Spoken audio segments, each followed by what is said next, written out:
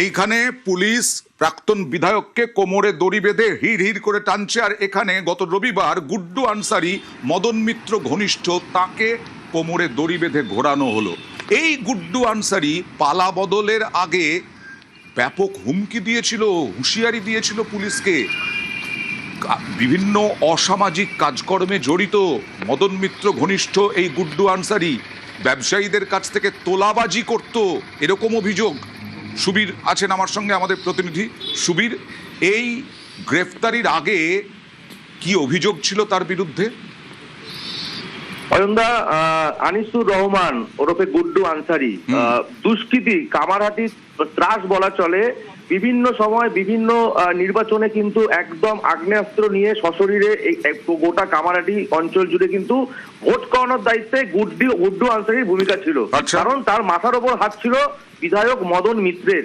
তোমাকে জানিয়ে রাখি অয়নদা, গুড্ডু আনসারির নামে শুধু তোলাবাজির ঘটনা নয়, গুড্ডু আনসারি কামারহাটি এলাকার বেশ কিছু জমি জায়গা, সেই জায়গা দখল করে এই উদয় ভিলা, এই জায়গাটা হচ্ছে তার সেন্টার ছিল।